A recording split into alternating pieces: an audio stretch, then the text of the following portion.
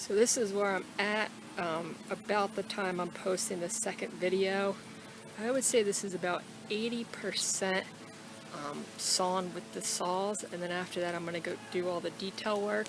I already started editing the second video, and the footage I have of the carving's not great, and that's mainly because, as you can see, since the road's right here, the optimal spot for setting up my tripod would be in the middle of the road, and that's just not going to happen.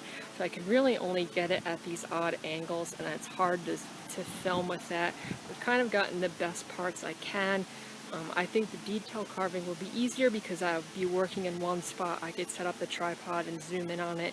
So like I said, I feel like this is about 80% rough cutout, which means the basic shape I have is there. And then I'm going to start detail carving. And I've kind of been researching a little bit on it, and it seems like a lot of people use dime tips on their saws to do fur. Kind of the back of it looking out of my shop. And I don't have a dime tip for a saw, and I'm not going to get one because I don't have a saw that can convert, the sprocket can convert for a dime tip.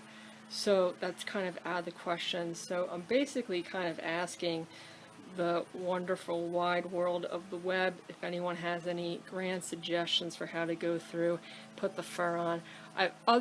Unless anyone has anything, you know, kind of groundbreaking, I'm just going to do what I did with the bear and kind of try out what I think will work and go from there. But it could save some time if someone has a great tip. I do have some hand tools I could use for it, but I'm not going to hand carve fur on this. So I'm in a pretty good mood because I really thought that this was going to take probably the rest of the day, and I was worried about getting it finished in one day. Now, especially apparently since someone in town does not like stacks of lumber outside my shop. But anyway, it only took me about 45 minutes to get this down to the legs. It'll go together just as fast, probably a little bit quicker. I had to deal with some screws getting stuck in the lumber, which added some time to it. And then here's my stack. So now what I'm going to do is, I think I'm going to try and keep these legs intact, but I'm going to build a new base away from it and then transfer the legs onto the new base and restack everything up. And ideally, if there's some more time left in the day, I could start adding more lumber. I already have a nice stack over here and on the other side of stuff that's left over from cleaning up my shop. And I think the new base might be a little lower than this one, but I should be able to get to that 6-foot mark, which is my goal, because then the head kit, I'm actually not going to screw any of the head piece together. I'm going to glue it because there'll be so much carving. That's when I would hit screws. So once I was back down to the ground, I sunk 2 cement pavers into the dirt and added some stone for drainage. I drilled holes in those pavers and I added 4-foot spikes into the base to hold everything together. Feet back together, and you can see where that stake comes all the way through the center, every single one of them, and it's sunk a good foot into the ground through those pavers. And the last one, even at this stage, if you pushed on it, it would rock, and this one doesn't move. So I'm already feeling way better about it. I also moved it away from the building a little bit because I want that head to clear my ceiling, and I was nervous about it doing it the first time, so now it should be okay. So like I said, the one stipulation is it cannot overhang the sidewalk, and at least now the corner won't be completely poking out to the sidewalk. We'll still have to trim it, but I'm going to eventually carve it anyway. So now I'm going to put my stack back together. It's about 4 o'clock. I should definitely be able to get it done by the end of the day and maybe even add a little more. So this is where I left everything off yesterday. I was able to get it completely reassembled, and I got to about that 48-inch mark, and I got there because with the base a little bit not as thick, I gained 2 inches in my height, which doesn't sound like a lot, but with this, when you're going 3/4 of an inch at a time, it's actually a ton. So it's starting to sprinkle, but I have these garage door panels and some wood on the other side. These should be easy. I could just slice them to size and throw them up there a piece at a time just to get them out of my way so I could start finishing up on my shop. So that's as high as I got this weekend with those garage doors, and I put layers. You could see the garage doors. I put layers in between those just because these are inset And I know there's a couple pieces I have that are inset, which means if I cut into this and reveal that thinner panel, I'll just have to pack it with another piece of wood. It's not really going to be that big of a deal.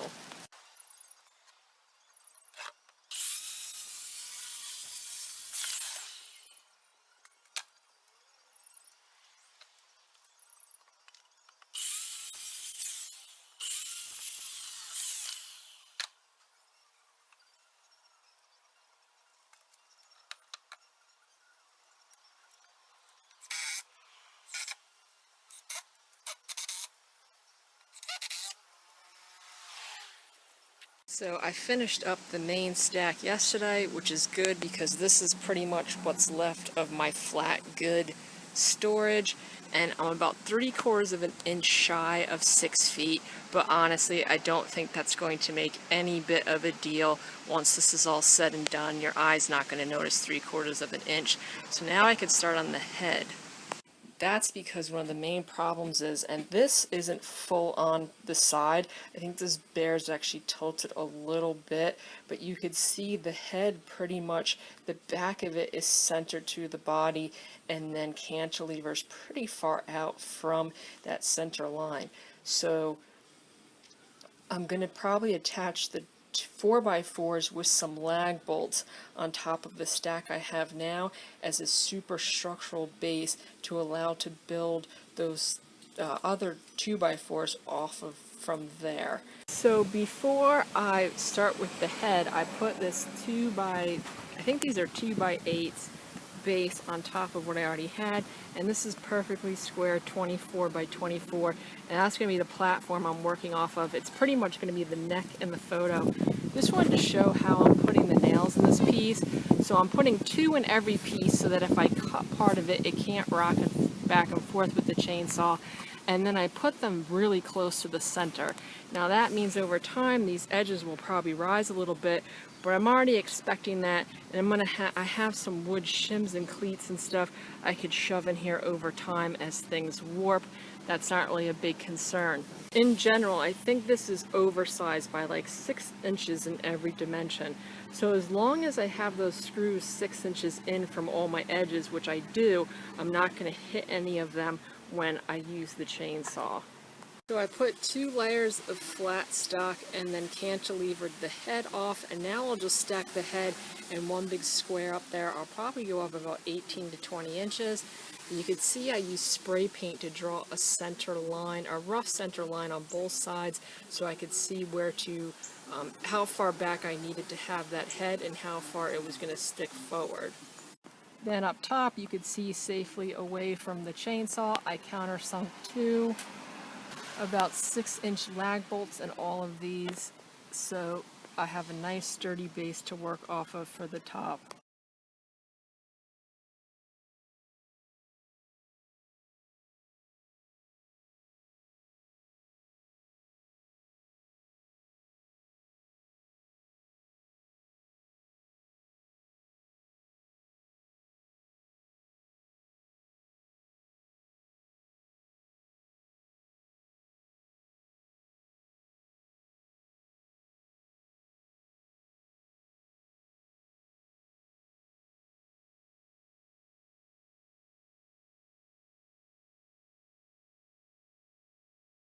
So I'm including those 2 layers of the neck. I'm a little over 12 inches high with the head, so I'm about halfway through forming the head. This head becomes almost like a triangle, so I can start tapering in from the front and tapering in from the back, which will save on lumber. But also keep in mind, you can see from the front that the head stays fairly circular. It doesn't taper in the front. So while the front to back, I'll be tapering it left to right. I'm going to keep it pretty much a circle.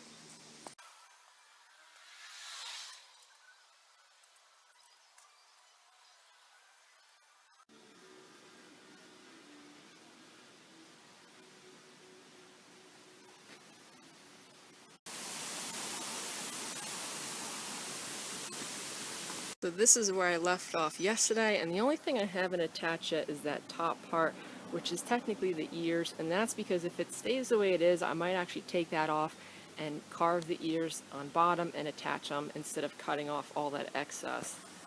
Before I started, since I'm not a great drawer, what I did was I transferred all my increment marks to the piece. So the teal is going to be my 2-foot increments, so 2, 4, 6, obviously the top is the top, and then yellow is going to be the intermediates, which will be a foot in between each.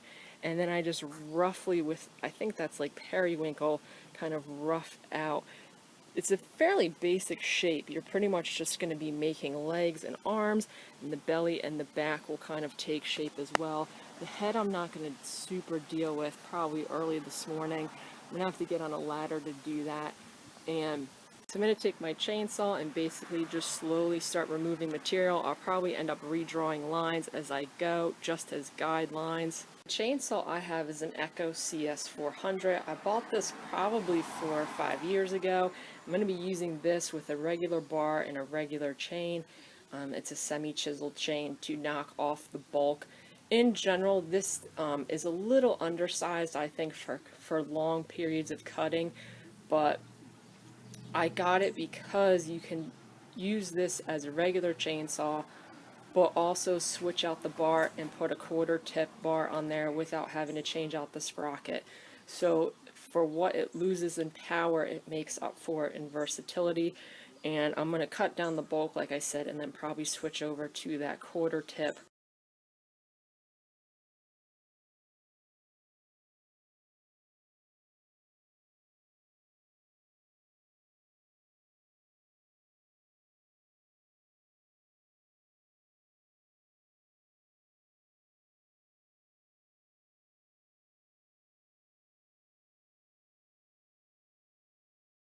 So the first couple cuts I made on this bear this morning were absolutely terrible. The blade was going super slow. It actually started smoking. The bar started smoking at one point.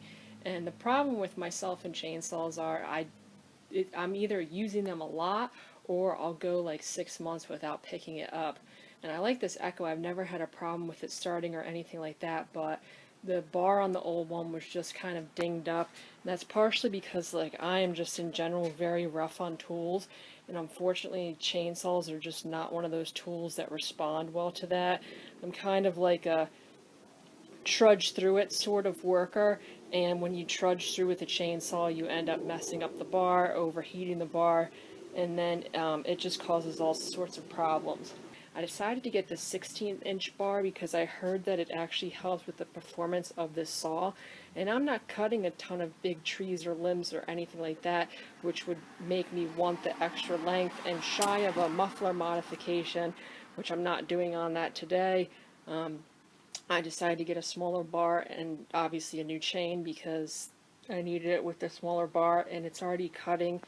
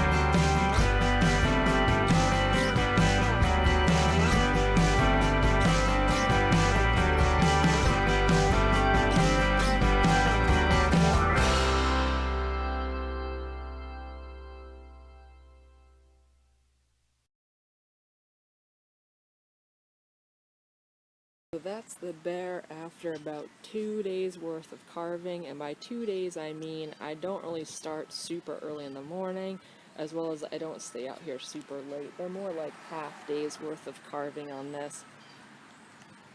And I would say this is about 25% fully complete, including putting everything together. So the biggest setbacks I've had with this is these garage door panels especially. I've been hitting a lot of hardware, and it's not the screws that I put in here. I think I've only encountered one of those.